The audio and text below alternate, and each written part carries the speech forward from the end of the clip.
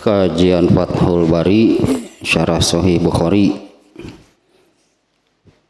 Kitabul Azan. Nah, judul besarnya Kitabul Azan. Di dalamnya memuat beberapa pembahasan mulai dari azan, qomat, masjid, berjamaah, safar. Sekarang sudah sampainya kepada pembahasan tentang kaifiyat sholat. Ya, yang kemarin ya muqaddimah lah, yang kemarinnya sedikit muqaddimah.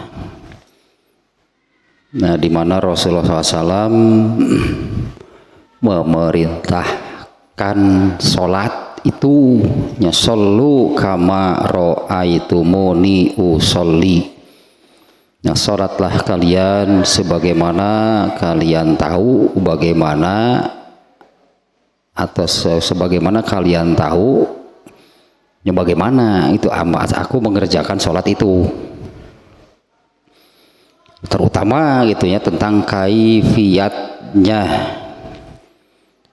Nah, kemarin kalau bab secara keseluruhan ini bab ke-82 dari Kitabul Azan.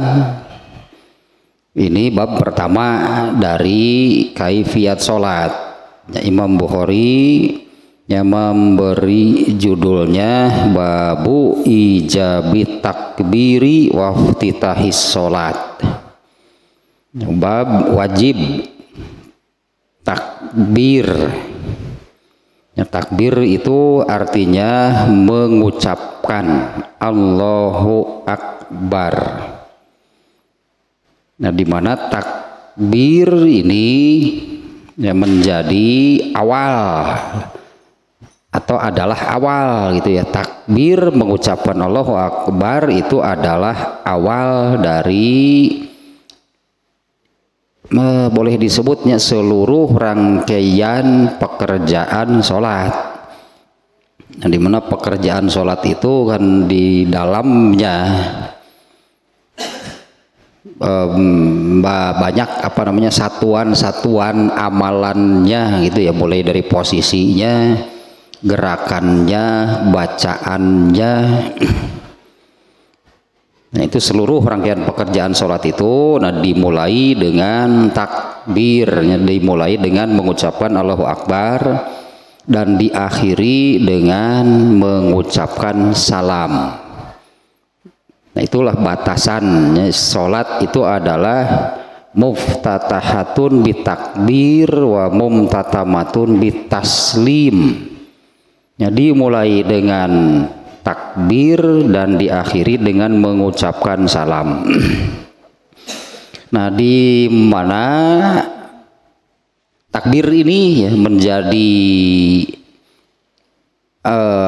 amalan pertama, pekerjaan pertama gitu ya dari yang namanya sholat. Nah, sebelum takbir artinya sebelum memulai sholat itu harus terpenuhi dulunya semua syarat-syarat sahnya sholat. Ya, berarti harus terpenuhi dulunya semua syarat-syarat sahnya sholat. Disebut syarat sahnya sholat.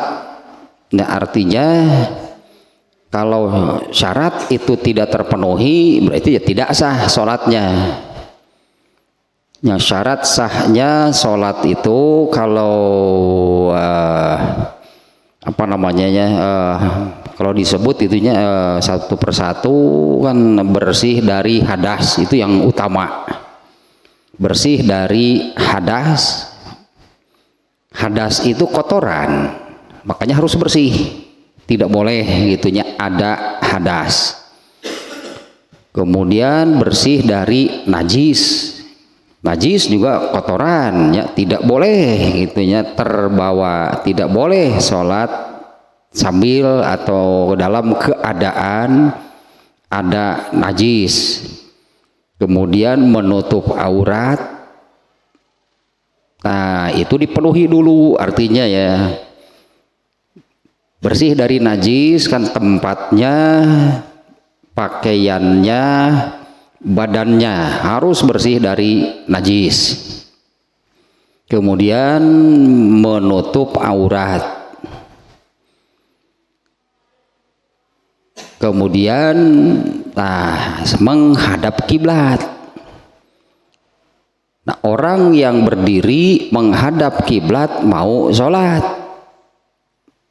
pastinya katakanlahnya, pastinya kan sudah yakin bahwa syarat-syarat yang tadi artinya sudah membersihkan hadas, yakin pakaian, badan dan tempat sholatnya bersih dari najis, auratnya tertutup, kemudian berdiri menghadap kiblat.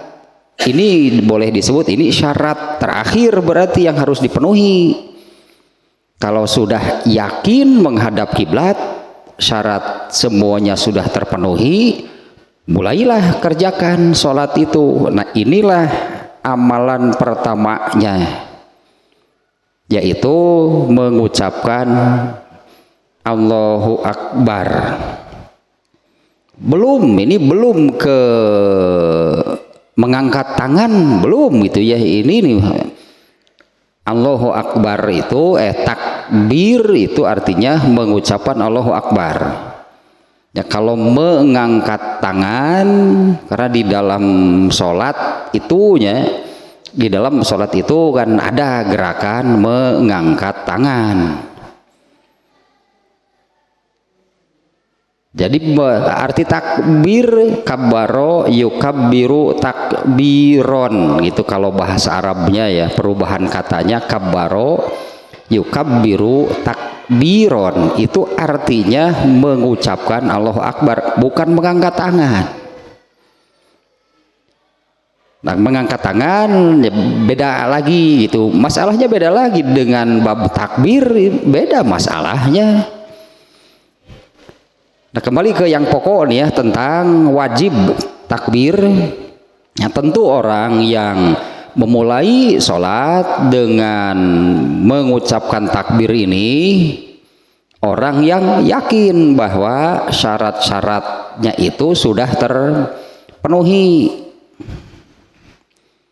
Ada juga yang seperti ini misalnya ya, karena memang boleh satu kali wudhu boleh digunakan untuk beberapa sholat yang dekat lah, misalnya ketika mau maghrib wudhu, ketika mau mengerjakan sholat isya tidak wudhu lagi misalnya ya, karena yakin belum batal, boleh silahkan. Karena yang pokok bukan harus wudhu, tapi wudhu ini untuk membersihkan hadas.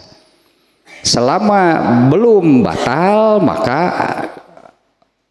masih dalam keadaan bersih dari hadas. Ketika mau sholat maghrib wudhu, ketika mau mengerjakan sholat isya belum batal, disebutnya wudhunya belum batal, berarti kan masih dalam keadaan bersih dari hadas. Boleh mengerjakan sholat tanpa wudhu terlebih dahulu. Karena yang pokok bersih dari hadas, bukan harus wudhu, tapi harus bersih dari hadas. Nah, cara membersihkan hadas itu dengan wudhu. Jadi sekali wudhu ternyata untuk sholat berikutnya belum batal, sholat berikutnya belum batal, sholat berikutnya belum batal, ya mah ya silahkan kalau memang yakin belum batal. Wudhu yang sholat subuh kapake lebih ke sholat tahajud.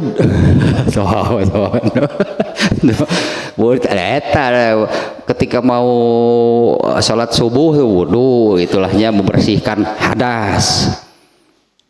Ketika mau sholat zuhur wudhu yang tadi subuh belum batal, kalau yakin ya silahkan sholat zuhur.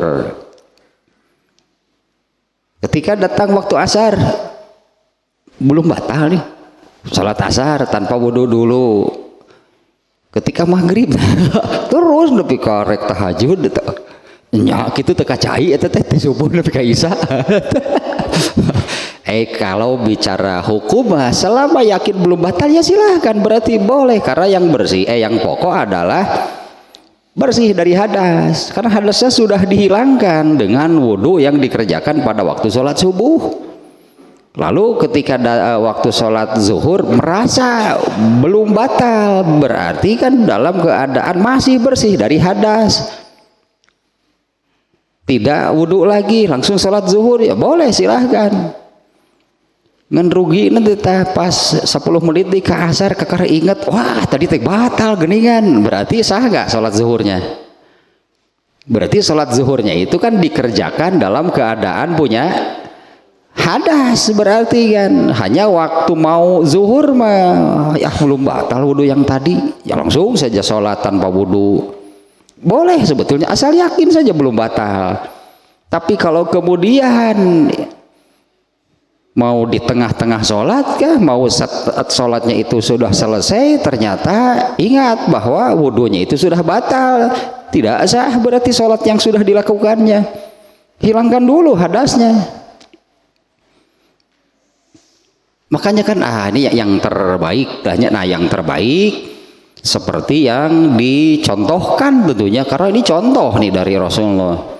Yang terbaik itu yang dicontohkan oleh Rasulullah SAW, beliau itu disebutnya selalu wudhu untuk setiap kali sholat, batal atau tidak batal wudhu sebelumnya. Kalau mau sholat wudhu, bahkan yakin belum batal wudhu, itu yang lebih baik. Jadi wudhu ini apa gitu kan, di sini wudhu fungsinya apa? Karena kan masih dalam keadaan bersih dari hadas, berarti fungsinya bukan untuk menghilangkan hadas. Kalau dalam bahasa Arab itu disebutnya tajdid. Tajdidul wudhu itu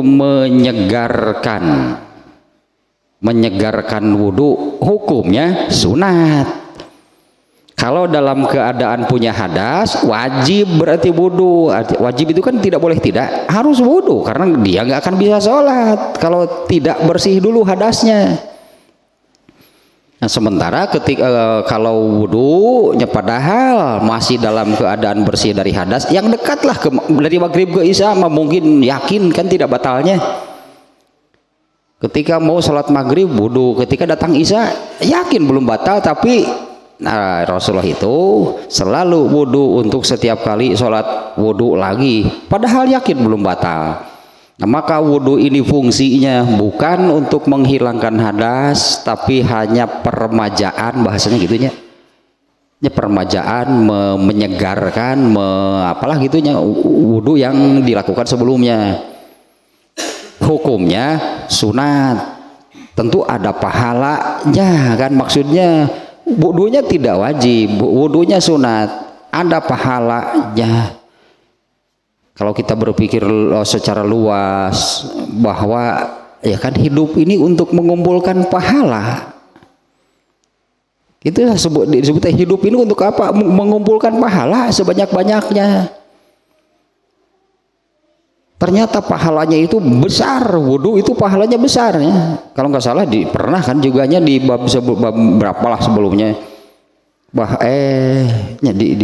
sebelumnya ini yang wudhu, pahala wudhu itu setengah dari pahala sholat. Yang wudhu itu pahalanya itu setengah dari pahala sholat.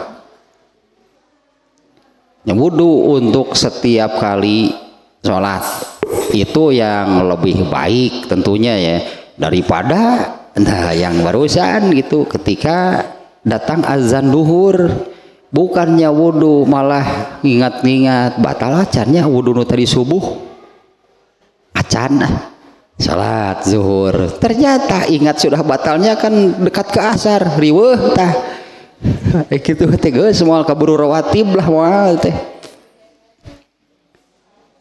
Justru bening wudhu meskipun yakin belum batal, itu yang dicontohkan oleh Rasulullah. Itu dikatakan oleh Anas bin Malik ya, Ya karena Rasulullah SAW itu karena Rasulullah SAW yatawaddu inda kulli sholatin. Rasulullah itu selalu wudu untuk setiap kali sholat. Itu yang lebih baik tentunya. Yakin tidak batal, tapi wudu ada pahalanya. Bukan untuk menghilangkan hadas, sebutannya tajdidul wudu, hanya untuk peremajaan, bahasanya kan menyegarkan wudu yang sudah dilakukan. Nah, takbir ini pekerjaan pertama dari sholat, tentunya setelah yakin, yaitu semua syaratnya terpenuhi. Meskipun orang yang ketika datang waktu zuhur bukannya wudhu gitu kan, tapi malah mengingat-ingat wudhu yang tadi subuh batal atau belum ya, ternyata belum langsung sholat zuhur, ya silakan boleh kalau memang demikian.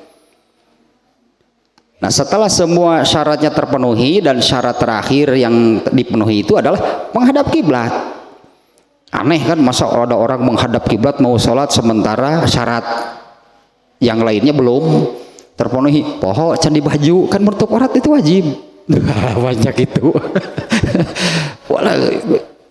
Sudah berdiri itu mau sholat, ada syarat lain yang belum terpenuhi. Nah, diantaranya kan bisa jadi belum bersih hadasnya, atau di badan, pakaian atau tempat sholatnya ada najis. Itu kan berarti syarat belum terpenuhi. Ya jangan dulu memulai sholat, karena kalau syarat tidak dipenuhi sholatnya tidak sah. Yang syarat terakhir lahnya yaitu menghadap kiblat. Saya kira kan gak akan ada ya masa orang berdiri menghadap kiblat, poho syarat lainnya belum terpenuhi yaitu menutup aurat. Sholat tetap pakai baju. Pas nilai handap kakara inget gini kan. Mau nyok itunya malah. Nah, setelah yakin semua syaratnya terpenuhi, coba ini kan jelas kan ayat bab dari babnya sih ya, bahwa pekerjaan pertama dari sholat itu adalah takbir. Nah, ini dilakukan kapan gitu takbir itu ya? Ya setelah yakin seluruh syarat sah sholat itu dipenuhi kan. Syarat terakhir yang dipenuhi kan berdiri menghadap kiblat. Nah, terus kalau sudah berdiri menghadap kiblat bagaimana? Ya sudah mulai sholatnya apa? Takbir berarti. Tong loba bacaan gitu. Nggak ada, memang tidak ada. Nah, di antaranya nih yang terkenal nih hadis yang ini, yaitu al-musi'u sholatahu. Sebutannya al-musi'u sholatahu itu orang yang buruk sekali sholatnya. Nah, kejadiannya ketika Rasulullah SAW sedang di dalam masjid, ya ketika Rasulullah SAW sedang di dalam masjid, masuk satu orang anak muda, lalu mengerjakan sholat. Setelah sholat dia menghampiri Rasulullah mengucapkan salam. Oleh Rasulullah dijawab. Setelah menjawab salam, kemudian Rasulullah mengatakan, irji fasolli fa innaka lam tusolli. Kembali kamu ulangi sholat kamu, fa innaka lam tusolli, karena kamu itu sama dengan tidak sholat. Padahal dia itu menghampiri Nabi itu kan setelah dia selesai mengerjakan sholat, menghampiri Rasulullah SAW, mengucapkan salam. Ternyata ini rupanya, berarti kan rupanya ketika si anak muda itu mengerjakan sholat oleh Rasulullah diperhatikan. Nah, kesimpulan Rasulullah bagaimana? Ya, kesimpulan Rasulullah bagaimana dengan sholatnya orang ini? Fa innaka lam tusolli, kamu itu tidak sholat, artinya sama dengan tidak sholat. Artinya dengan cara sholat seperti itu kamu sama dengan tidak sholat. Nah inilah tentang kaifiat sholat itu ya, dengan perintah yang kemarin juga disampaikannya, shollu kama ra'aitumuni usolli. Kan dari perintah tersebut terkandung makna kebalikannya, sholatlah kamu sebagaimana kamu tahu bagaimana aku sholat. Perintah itu kan, di dalam perintah itu kan terkandung kebalikannya, yaitu larangan. Kebalikan dari perintah itu larangan. Perintahnya adalah kerjakan sholat itu seperti kalian tahu bagaimana aku sholat. Berarti terkandung makna kebalikan, yaitu larangan. Artinya jangan sekali-kali berbeda ya dengan sholat yang dikerjakan oleh Rasulullah SAW. Buktinya sudah ada, yaitu di dalam hadis yang barusan ya, yang dikenal hadis itu, al-musi'us sholatahu, itu orang yang jelek, orang yang buruk sholatnya. Setelah selesai orang itu menghampiri Rasulullah, ternyata Rasulullah memerintahkan irji fasolli, kembali kamu sholat lagi, fa inna kalam tusolli, karena kamu sama dengan tidak sholat. Orang itu kemudian balik lagi mengerjakan sholat lagi, ternyata tetap diperhatikan lagi oleh Rasulullah SAW. Setelah selesai balik lagi menghadap ke Rasulullah mengucapkan salamnya, kemudian Rasulullah menjawab salamnya yang kedua kali. Sekarang berarti irji fasolli fa inna kalam tusolli, balik lagi, ulangi. Artinya dengan sholat seperti itu kamu itu sama dengan tidak sholat. Balik lagi, sholat lagi, diperhatikan lagi oleh Rasulullah SAW. Setelah selesai balik lagi, terus Rasulullah ngomong apa? Tetap Rasulullah aduh, balik lagi, orang ini nyerah akhirnya. Yang menyerah itu artinya kemudian dia mengatakan ya, mau Tuhan perintahkan berkali-kali lagi pun itulah sholat yang aku bisa. Kurang lebih jawabannya demikian lah. Pantesan gitulah kata, paingan. Kemudian orang ini meminta, ajarilah aku sholat bagaimana. Nah kemudian Rasulullah mengajari secara verbal gitunya, bukan dipraktekkan. Rasulullah kemudian mengajari secara singkat. Kemudian Rasulullah menyabdakan begini, iza kumta ilas sholati, jika kamu hendak sholat, fa asbigil wudu'a, sempurnakan wudhu kamu, summas takbilil kiblata. Nah ini yang disebut oleh Rasulullah SAW itu adalah syarat terakhir. Jika kamu hendak sholat, sempurnakan asbigil wudu, sempurnakan wudu kamu, summas takbilil kiblata, kemudian menghadaplah ke kiblat. Nah artinya yakinnya dengan kalau berdiri menghadap kiblat ini yakin bahwa syarat yang lainnya sudah terpenuhi. Ulah sih tadi ya berdiri menghadap kiblat, poho eta ada satu lagi syarat yang belum terpenuhi, nutup aurat. Berdiri ke kiblat modal candi baju poho penuhi dulu. Nah dari sabda Rasulullah ini, iza qumta ila sholat, jika kamu hendak sholat, fa asbigil wudu, sempurnakanlah wudu kamu, summas takbilil kiblata, kemudian menghadap ke kiblat, fa kabir. Kabir itu kata perintah dari ini takbir ya. Kabir itu fi'il amr bahasa Arabnya, itu kata perintah dari takbir. Nah dari hadis barusan ini harus dilihatnya dari tata bahasanya. Iza kumta ila sholati, jika kamu hendak sholat, fa asbigul wudu'a, maka ini jika maka berartinya jika kamu hendak sholat maka wudulah, dimana wudu ini itu kan untuk atau salah satu syarat untuk sahnya sholat. Summa Sumastakbilil kiblata. Nah, summa ini litartibu ta'kib. Kalau bahasa Arabnya kata summa itu artinya menunjukkan urutan tapi tidak langsung berdampingan. Yang disebut oleh Rasulullah di sini kan wudu, fa'asbigil wudu, sumastakbilil kiblat. Jadi antara wudu dan menghadap kiblatnya langsung nggak? Emang sholatnya di mana? Mun salat di tempat wudu banyak beres wudu langsung menghadap kiblat dirinya salatna berarti.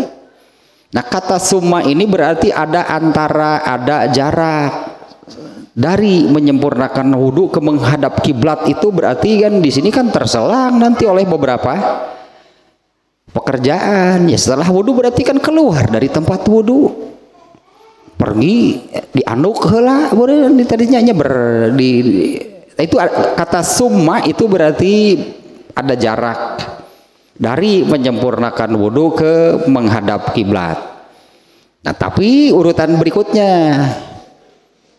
sumastakbilil kiblata, menghadaplah ke kiblat.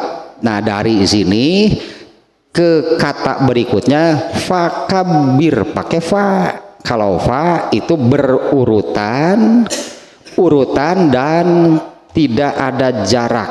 Artinya setelah menghadap kiblat apa yang dilakukan? Fastakbilil kiblat, sumastakbilil kiblata, menghadaplah ke kiblat. Perintah berikutnya setelah menghadap kiblat ini fa kabir. Nah, fa itu dalam bahasa Arab ini huruf atafnya litartib wa ta'kib, menunjukkan urutan dan langsung berdampingan. Artinya setelah menghadap kiblat apa yang dilakukan? Takbir. Berarti kan demikian hadis Rasulullah memerintahkan, kemudian menghadaplah ke kiblat langsung takbir. Maknanya hadis itu menunjukkan bahwa sebelum takbir, setelah yakin menghadap kiblat langsung takbir. Maknanya sebelum takbir tidak ada doa dan bacaan apapun termasuk bismillah. Sudah yakin menghadap kiblat sebelum memulai sholat bismillahirrahmanirrahim, nggak boleh. Tidak ada bacaan apapun sebelum memulai sholat. Memulai sholat dengan apa? Takbir. Itu hadisnya demikian ya maknanya. Kalau dilihat dari apa namanya ya, kalau ya dilihat dari tata bahasanya itu maknanya demikian. Jika kamu hendak sholat wudu, sempurnakan wudu. Dari menyempurnakan wudu ke menghadap kiblat, Rasulullah itu menggunakan kata sambungnya summa. Artinya begitu beres wudu langsung menghadap kiblat, enggak. Karena setelah beres wudu kan dihanduk dulu gitu kan. Ya masa salatnya coba kalau wudunya di jamban. Tuh salatnya gede dia beureunan. Kan dianduk heula keluar jamban dulu. Ya tadilah kalau ibu-ibu teh mah kan lazimnya umumnya di kita kan pakai mukena.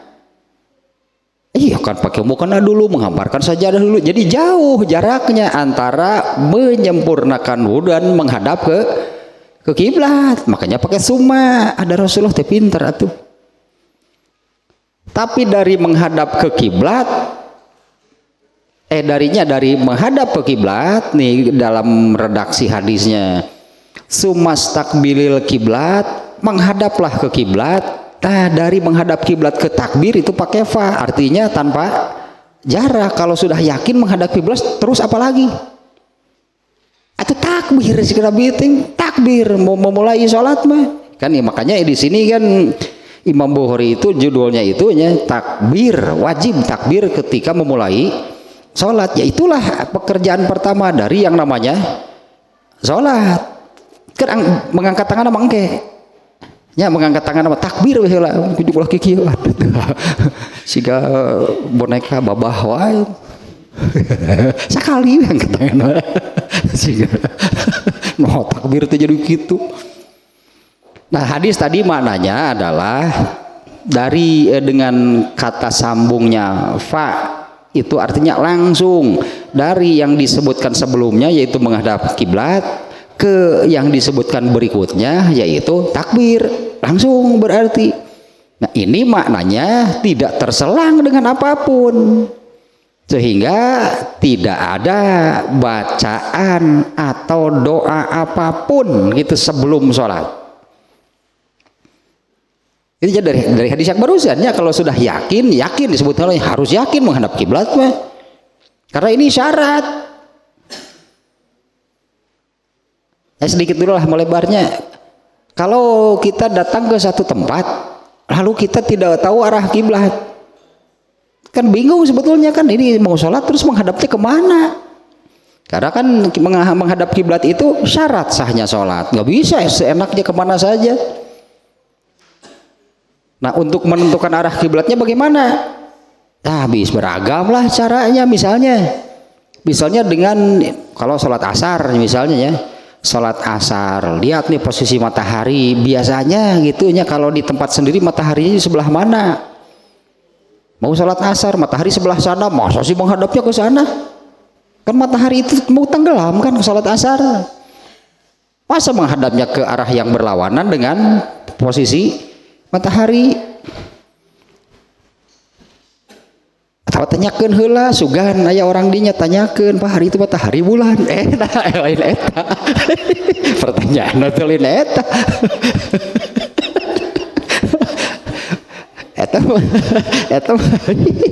Eta pertanyaan nu mabok teh mah. Nu mabok sakitu panas ereng-erengan teu hafal eta teh nepi ka duaan sih nu mabokna teh itu ngaromongna teh. Ngomong ke babaturanana ari cik maneh itu bulan panon boy euy. Cik nu saurang teh eta mah bulan bukan waduh karena itu eta mah itu sia panon boy eta mah bulan sia. Wah, oke, orang tanyakeun mun aya nu ngaliwat. Aya kabeneran nu ngaliwat aki-aki. Pas aki-aki ngaliwat, Pak, dupi itu bulan panon poe. Doka atuh cep, da abdi ge enggal di dieu teh cenah. Tuh ka cep, da abdi ge enggal cenah di dieu teh. Pek aki-akina ge galeongan, sarua mabok. Pek aki-akina ge sarua. Nah, andai tidak ada sesuatu lah yang bisa dijadikan untuk menentukan arah kiblat, tah eta mah kana feeling sebutna teh di lah cek urusan ka dieu lah, aya sok we ka dinya atuh. Ka dieu jeung kiblat teh ya sih sudah lakukan. Ya, kalau misalnya gitulah kejadian demikian, kade ulah nungguan aki ngaliwat malah paleun moal ditanyakeun. Nanyakeun anu di arah kiblat, nanyakeun teh ka depan dupi itu panon poe bulan panon poe atuh. Atuh puguh teuing sia teu jawab aing. Nah, yakin kalau sudah yakin menghadap kiblat dar begitu cek orang Sunda ya dar mulai sholatnya mau apa lagi gitu kan, nunggu apa lagi, gak ada. Di dalam hadisnya pun tadi kalau sudah yakin menghadap kiblat langsung takbir, itunya hal sangat penting ya tentunya. Kesimpulan demikian itu dari hadis tersebut maknanya adalah tidak ada doa atau bacaan apapun sebelum mulai sholat. Artinya sebelum takbir baca apa, doa apa, nggak ada. Yakin hadap kiblat langsung takbir. Nah, takbir ini kan sebagai pekerjaan pertama, bahkannya pekerjaan pertama, amal pertama dari yang namanya sholat, dari takbir sampai salam kan di dalamnya banyak pekerjaan kan yang berbeda-beda posisinya juga kan, ada berdiri, ada ruku, ada duduk, ada sujud, bacaannya juga beda-beda. Nah, artinya memulai disebutnya atau masuk ke dalam sholat itu dengan takbir, mengucapkan Allahu Akbar. Nah, takbir yang pertama ini kemudian muncul beberapa sebutan, bukan beberapa, ada 3 sebutan nih untuk takbir yang pertama ini. Yang paling terkenal adalah takbiratul ihram. Seringlah saya kiranya kita mendengar sebutan takbiratul ihram. Artinya, kenapa namanya demikian? Arti ihram itu mengharamkan. Artinya kan mengharamkan yang halal. Berarti kalau mengharamkan yang halal.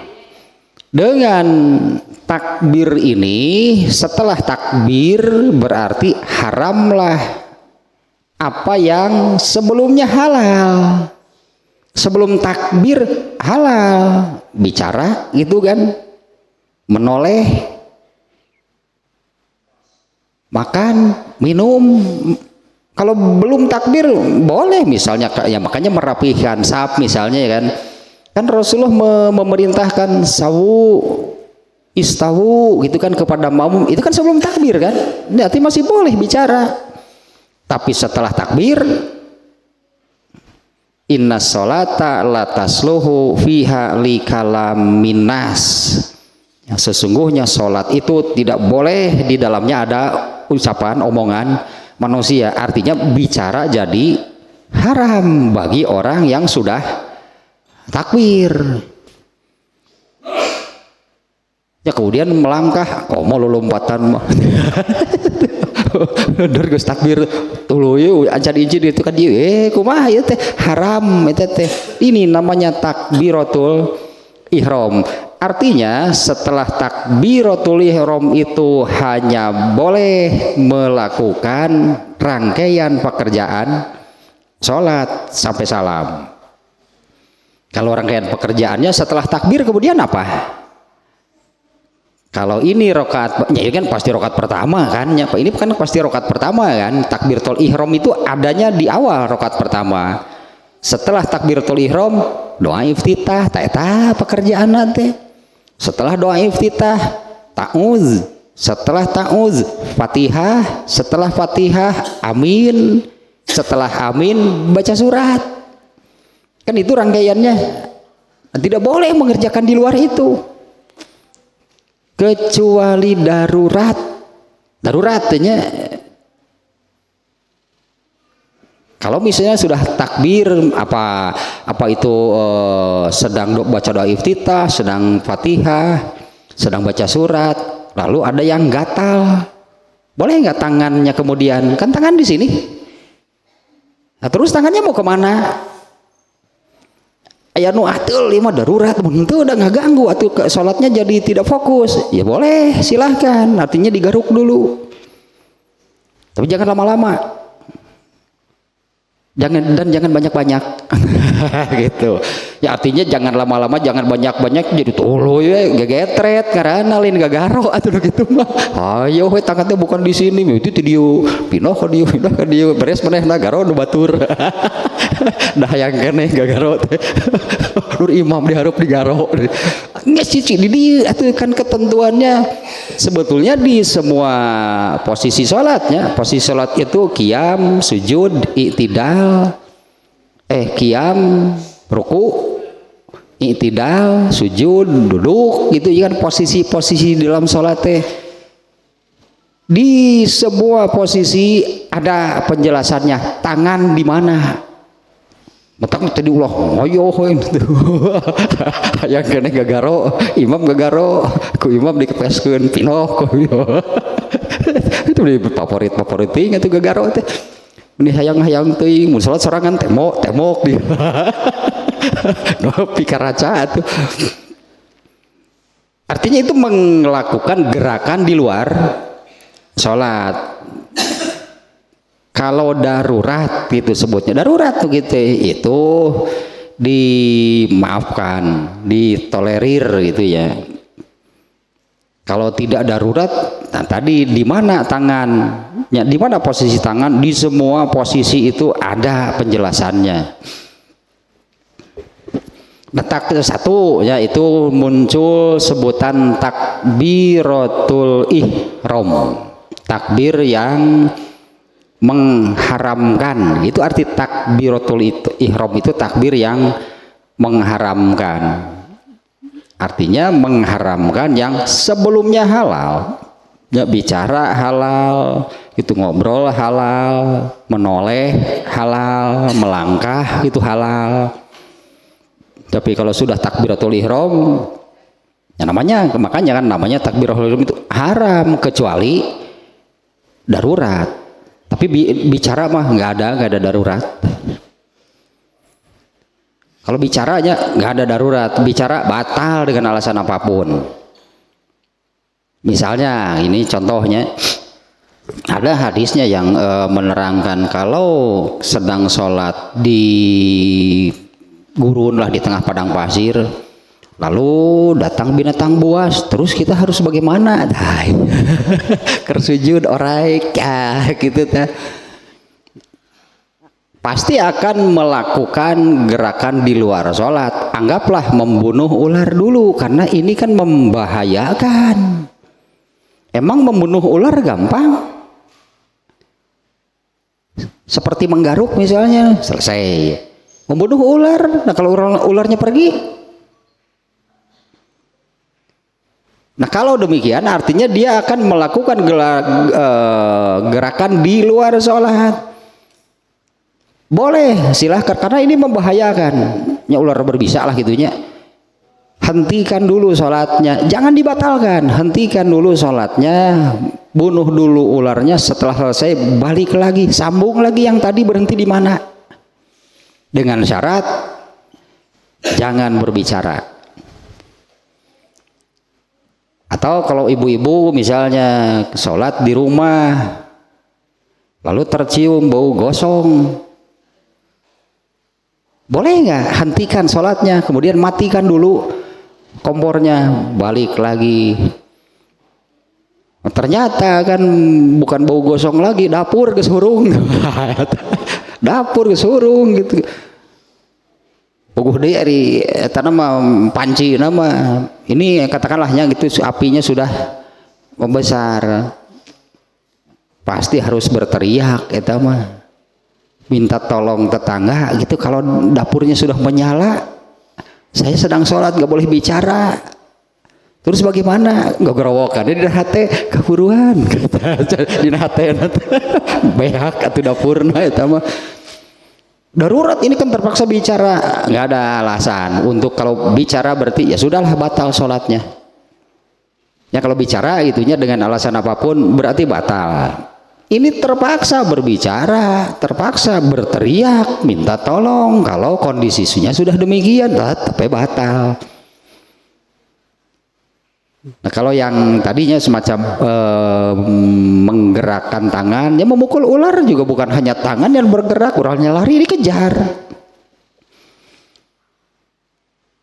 Kalau terus gitunya, padahal ular itu sudah mendekat dan sudah ya lah, apa ular itu sudah mau mematuk.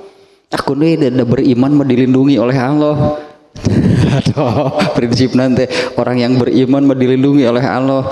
Ya hente, emang tahu ular itu tahu gak ini orang beriman atau kafir? Sama saja cek orai mah. Sampeurkeun ku orai teh. Cicing wae euy. Pacok wae kitu. Pacok cek orai teh sakana tuh. Bisa jadi melakukan gerakannya gitunya banyak, tapi ya sebatas yang diperlukan. Karena kan ketika ular dipukul, emang ular itu diam saja, ridho dipukul bae da kudu soleh. Eueuh cek orai mah gara dibabuk aja ini teh orai mah diudag lah ularnya dibunuhkeun kade teh. Berarti jangan bicara. Munak kolon teh baru modar sia. Batal berarti salatnya. Eta ihram begitunya, takbiratul ihram itu nama yang paling terkenal nih dari takbir yang pertama ini, takbiratul ihram ya, artinya mengharamkan. Untuk yang haji juga ada sebutan ihram kan, orang yang sedang ihram, orang yang sedang kena oleh sesuatu yang diharamkan. Padahal kalau tidak dalam keadaan ihram itu halal. Ya misalnya berburu binatang itu sedang dalam keadaan ihram itu diharamkan. pakai wangi-wangian, sengajanya pakai parfum gitu padahal sedang dalam keadaan ihram. Nah itu disebut ihram padahal pakai parfum kan halal sebelumnya, bahkan sunnah sunat. Rasulullah masa gitu dari Rasulullah itu malah ada hadis yang ini ya, hadis yang menerangkan yang paling aku sukai di dunia ini hanya dua, yaitu bukan hanya dua sih, yang paling aku sukai di dunia ini dua, satu perempuan, dua parfum. Rasulullah mau kolektor atau parfum mau banyak, itu teh Bulgari, Polo, Adidas. Rasulullah masuk itu aja. Nah itu kan malah sunnah itu malah berpahala, tapi kalau sedang sudah dalam keadaan ihram disebutnya dilarang, haram pakai parfum. Nah, itu ihram tehnya takbiratul ihram, artinya setelah takbir hanya boleh melakukan rangkaian pekerjaan sholat sampai selesai salam. Nah setelah salam lo bebas, mau ngobrol boleh, mau beranjak boleh. Ya, setelah salam gitu kan mau langsung pulang ya boleh karena sholatnya sudah selesai. Kemudian satu lagi takbiratul iftitah. Iftitah itu artinya ya, pembuka. Artinya takbir ini adalah pembuka atau pekerjaan awal itulahnya dari semua rangkaian pekerjaan sholat. Kemudian satu lagi takbiratul ula, takbir yang pertama. Karena di dalam sholat itu akan ada lagi takbir-takbir yang lainnya. Nah kalau takbir-takbir yang lainnya, semua takbir selain takbiratul ihram itu namanya takbiratul intiqal. Takbir ketika berubah posisi. Jadi jangan sampai ucapan takbirnya itu terbawa ke posisi berikutnya. Karena ini takbir ini dilakukan ketika berubah posisi. Misalnya dari setelah selesai baca surat, misalnya kan ruku sambil baca takbir. Misalnya gitu ya, setelah selesai baca surat Allah, ucapan Allahnya itu sampai ke dia ini dalam posisi ruku, kemudian sisanya dibaca sudah dalam posisi ruku. Kenapa ruku baca itu? Artinya ketika ucapan Allahu Akbar ini harus sudah habis ketika dia sampai ke posisi ruku. Jangan ada yang sisa dari bacaan Allahu Akbar itu yang dibaca padahal sudah dalam posisi ruku. Jadi kalau dari ruku dari berdiri ke rukunya Allahu Akbar gitulahnya, begitu bar itu ruku. Ya, jangan sampai Allah sudah dalam ruku, sisanya jadi baca ketika sudah dalam ruku, jadi bacaan ruku. Kalau begitu masuk ke dalam bacaan ruku nggak boleh. Ini takbir intikal karena ruku itu punya bacaannya sendiri. Nah adalah kalau prakteknya yang demikian gitunya, Allah ruku kah, sujud bahkan bacaan sudah sampai ke posisi sujud, takbirnya belum selesai, berarti sisanya dibaca ketika dalam posisi sujud. Itu berarti jadi bagian dari bacaan sujud, nggak boleh karena sujud punya bacaan sendiri. Nah takbir yang lainnya ya itu disebut takbir intikal, takbir ketika berubah posisinya. Berarti demikian prakteknya. Jangan sampai itu bacaan takbir ini belum habis padahal dia sudah masuk ke posisi berikutnya lah di setiap gerakannya, sudah masuk ke posisi berikutnya. Itu ada 3 namanya untuk takbir yang pertama ini. Satu takbiratul ihram, Dengan makna demikian tadi mengharamkan apa yang sebelumnya halal. Nanti setelah salam halal kembali. Ya setelah salam artinya setelah sholatnya selesai halal lagi. Yang kedua namanya takbir iftitah, takbir pembuka. Pembuka ini artinya pembuka untuk seluruh rangkaian amalan sholat sampai salam. Yang ketiga takbiratul ula, takbir yang pertama artinya akan ada lagi takbir-takbir berikutnya di dalam sholat. Nah, takbir yang lainnya selain takbiratul ihram ini disebutnya takbir intikal. Nah kemarin baru pertama hadisnya dan tidak menunjukkan adanya takbir itu kan kemarin Imam Bukhari ini. Di mana hadisnya itu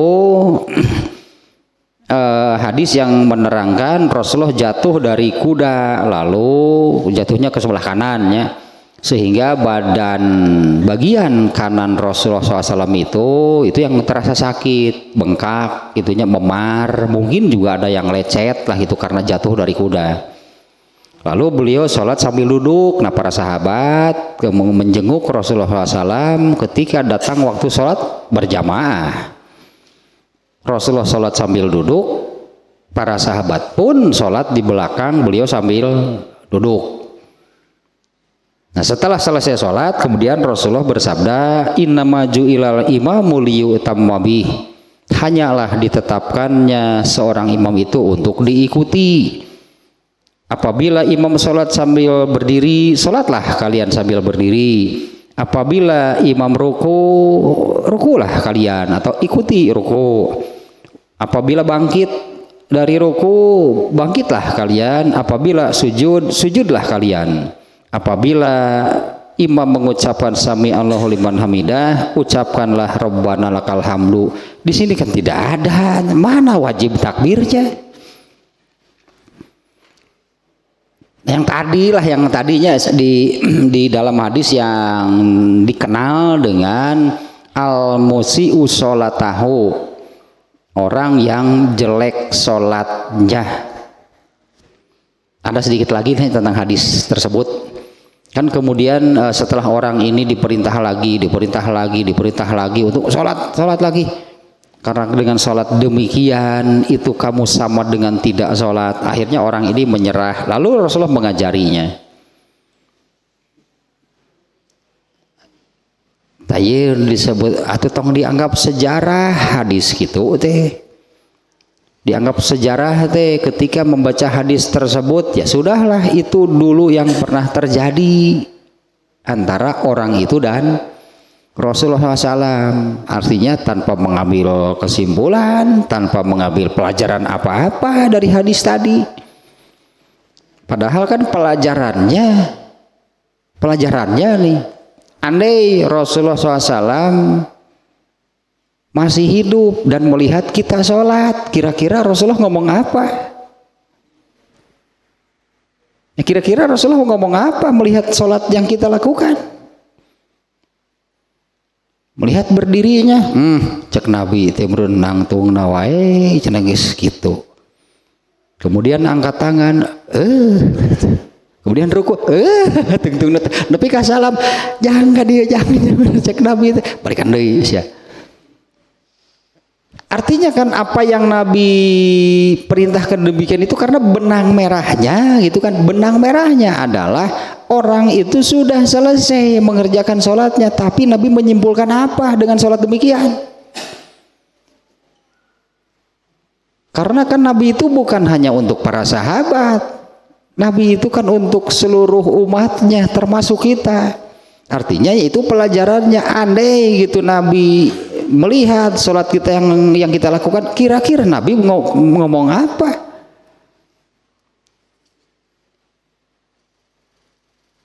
Mungkin nggak? Itu juga karena kepada kita. Ya, hadis yang Rasulullah mengomentari demikian. Ya berandai-andai lah, andai Rasulullah SAW itu ada gitu dan melihat kita mengerjakan sholat, Kira-kira Nabi akan ngomong apa?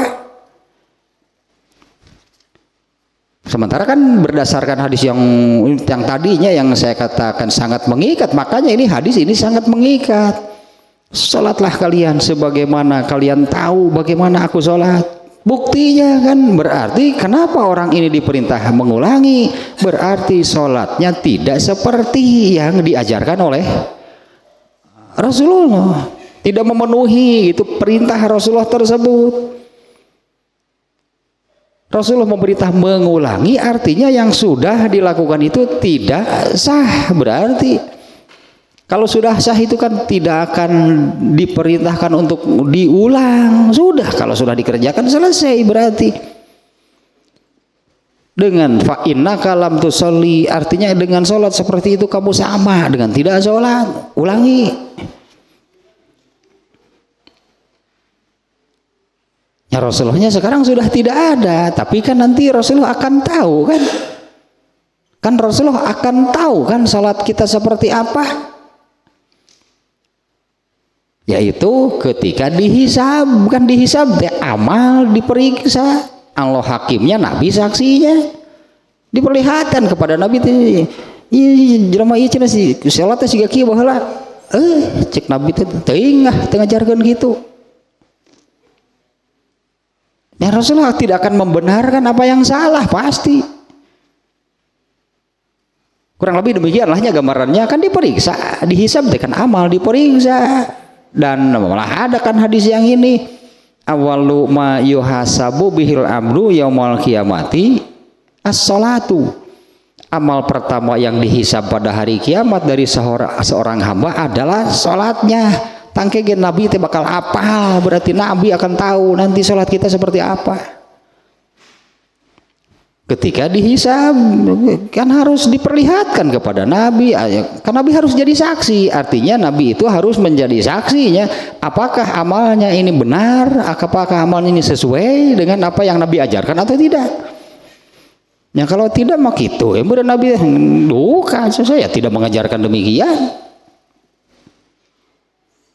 Itu juga ya, ini di dalam Al-Quran juga ada, saya lupa lagi surat apa, ayat berapa yang di akhirat, ini di akhirat nanti Nabi Isa itu akan ditanya oleh Allah, apa kamu yang mengajarkan kepada umatmu supaya mereka itu menganggap kamu sebagai Tuhan? Karena Nabi Isa mengatakan karena mereka itunya, karena ternyata di umatnya mereka ngomong seperti itu kepada Allah, berdusta artinya mereka. Kami seperti ini karena Nabi Isa yang mengajarkan. Ya di cross check lah gitu kan, di cross check, dikonfirmasi kepada Nabi Isa, benar kamu yang mengajarkan? Bukan, Nabi Isa tidak mengakui. Nah artinya tadi di cross check, berarti amal yang dilakukan seseorang di cross check dengan nabinya mengajarkan bagaimana. Nah surat apalah itu adanya surat yang ayat yang demikian, gambarannya sama. Berarti karena kan setiap umat itu ketika dihisab akan disebutnya disaksikan oleh nabinya, dalam arti nabi yang akan menjadi saksi. Ada beberapa ayat juga di dalam Al-Quran yang menerangkan itu nabi itu nanti akan menjadi saksinya bagi umatnya. Dalam arti ketika dihisab oleh Allah itu Nabi yang dihadirkan sebagai saksi. Untuk apa? Benar tidaknya amal seseorang atau orang yang sedang dihisab, di cross check tah ka Nabi nu ngajarkeun anak. Nah kaum Nasrani mengatakan demikian, kami ini menganggap Nabi Isa Tuhan itu karena Nabi Isa yang mengajarkan. Jadi tanyalah ke Nabi Isa-nya, benar kamu yang mengajarkan? Enggak. Nah kemudian Allah bertanya lagi di dalam ayatnya kepada Nabi Isa, siapa yang bisa membuktikan bahwa kamu tidak mengajarkan demikian? Kemudian Nabi Isa menjawab, Rasulullah SAW, Muhammad dan umatnya. Tapi dari situ ternyata di cross check, sebetulnya kan di cross check, dikonfirmasi, karena Nabi kan yang mengajarkan. Nah, untung orang tadi dikoreksi oleh Nabi, ulangi sholat kamu. Untung tah dikoreksi oleh Nabi. Coba kalau seperti itu sampai meninggal, nanti di akhirat di cross check.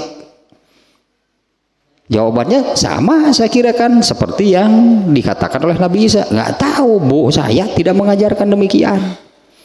Malah saya mewanti-wanti, kemudian sebut nantinya, malah saya mewanti-wanti dengan hadis yang tadi, sallu kama ra'aitumuni usolli, salatlah kamu sebagaimana kalian tahu bagaimana aku mengerjakan salat. Nah, hadis yang kedua isinya ternyata sama. Dari Anas bin Malik juga nih hadis yang kedua nih. Hadis yang kedua ini hadisnya dari Anas bin Malik juga. Hadisnya masih yang sama. Rasulullah SAW jatuh dari kuda lalu mengalami memar lah gitunya, memar lecet ya, fasallalana qaidan, dan beliau sholat sambil duduk. Kan samalah persis hadisnya. Bedanya ada di dalam hadis yang kedua ini, setelah selesai sholat Rasulullah bersabda, innamal imamu atau innama ju'ilal imamu liyu'tamma bihi. Imam itu ditetapkannya seorang imam itu untuk diikuti. Nah, di sini ada faiza kabbaro fakabbiru. Jika imam takbir, takbirlah kalian. Wa iza raka'a, dan samalahnya yang berikutnya. Ini pun tidak menunjukkan secara spesifik takbiratul ihram. Ya, hadis ini hanya menerangkan jika imam takbir, ikuti, takbirlah kalian. Ini kan tidak menunjukkan ke satu takbir, karena tadi kan takbir di dalam sholat kan banyak. Ini belum nih, belum spesifik takbiratul ihram, enggak, sebuah takbir sama. Jika imam takbir, ikutilah takbir. Jika imam ruku, rukulah. Nah, kemudian satu lagi hadis yang ketiga, hadisnya juga sama.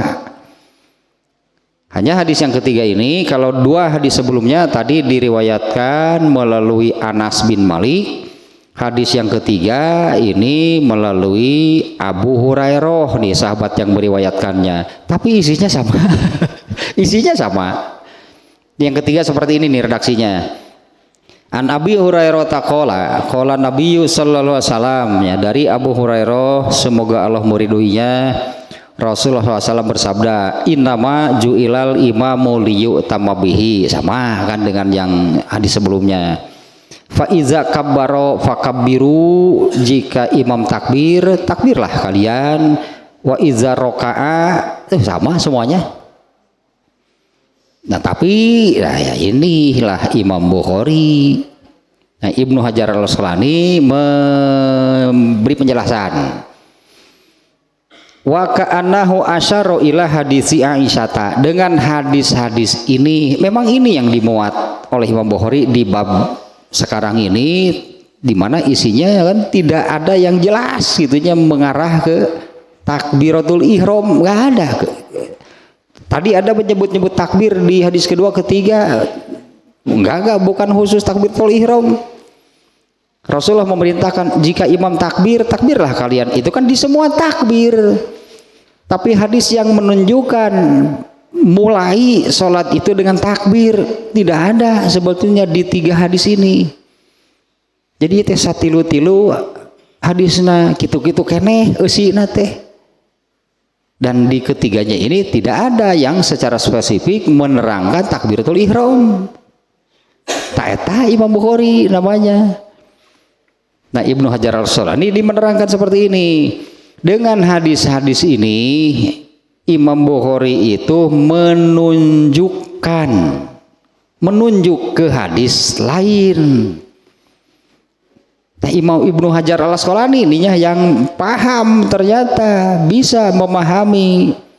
Kalau seperti yang barusan di bab ini hadisnya ada 3, tapi dari ketiga hadis itu tidak ada satupun yang secara spesifiknya secara khusus menyebut takbiratul ihram, takbir pertama atau wajib gitu takbirnya takbiratul ihram, enggak ada. Nah, Imam Ibnu Hajar al-Asqalani ini yang paham tentang jalan pikiran, metode Imam Bukhari menerangkan seperti ini. Dengan memuat 3 hadis ini, Imam Bukhari itu menunjuk ke hadis yang diriwayatkan melalui Aisyah. Nah, di mana hadisnya? Di dalam hadis ini Aisyah mengatakan kana Nabiyyu sallallahu alaihi wasallam yaftatihus sholata bitakbir. Tah eta jelas. Ya, Aisyah mengatakan Rasulullah SAW itu memulai yaftatihus sholata. Rasulullah SAW memulai sholatnya dengan takbir. Makanya kalau kembali ke yang tadi, kalau belum takbir berarti belum sholat, masih boleh mengerjakan apapunnya yang artinya masih halalnya. Kalau sudah takbir haram berarti. Nah, ini yang jelasnya sebetulnya. Dengan 3 hadis ini maksud Imam Bukhari apa? Karena di 3 hadis ini tidak ada yang secara jelas menyebut-nyebut takbir yang pertama, yang kemudian tadilah muncul nama gitunya. Nah, ini hadis Aisyah yang menerangkan secara jelas Rasulullah SAW itu memulai sholatnya dengan takbir.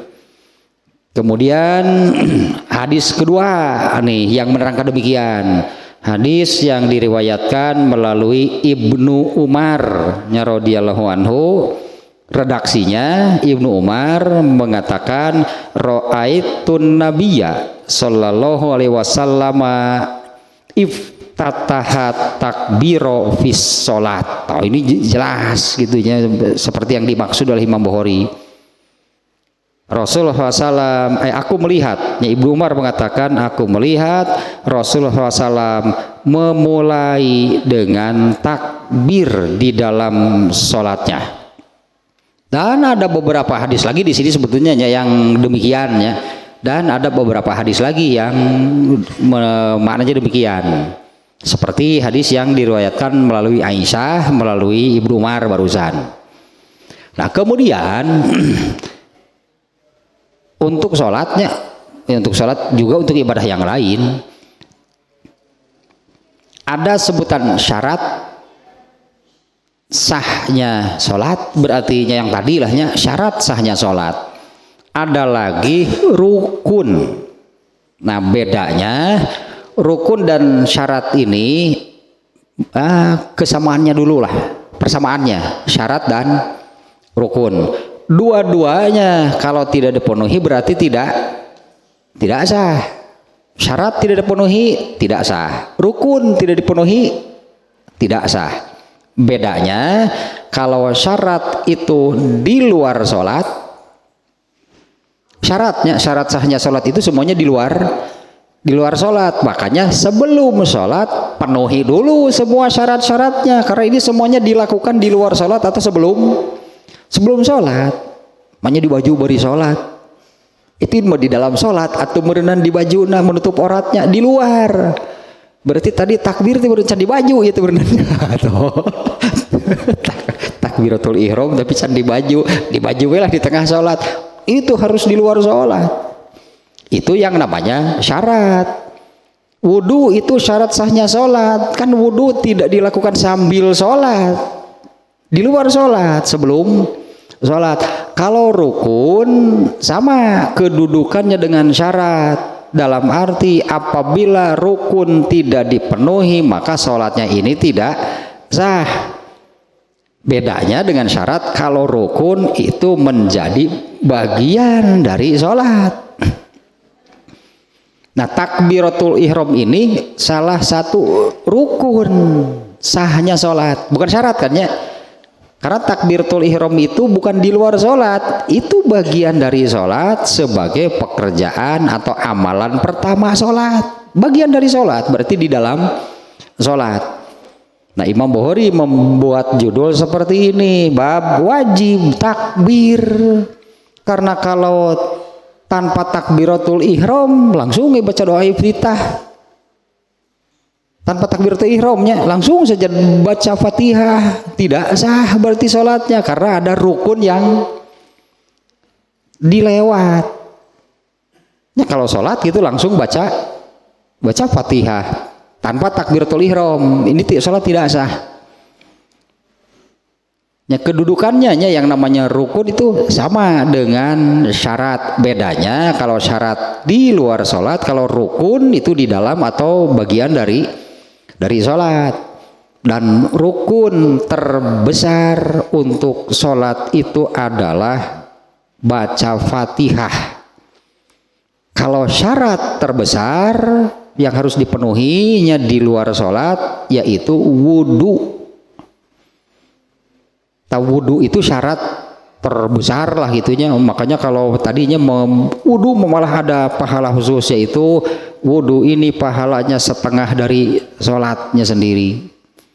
Ada syarat terbesar yaitu wudhu. Kalau rukun terbesar itu adalah baca Fatihah. Dan rukun yang lainnya yaitu yaitu membaca takbiratul ihram. Artinya kan kalau orang sholat tanpa baca Fatihah, sah nggak sholatnya? La sholata liman lam yakro bi fatihatil kitab. Tidak sah sholat orang yang tidak baca Fatihah. Ini tidak sah kan, sholatnya jelas. Itu hadisnya barusannya, la sholata liman lam yakro bi fatihatil kitab. Fatihah itu di dalam sholat, di luar sholat. Namanya rukun, bukan syarat gitunya. Rukun sholat, kalau yang di luar sholat syarat sahnya sholat, rukun sahnya sholat.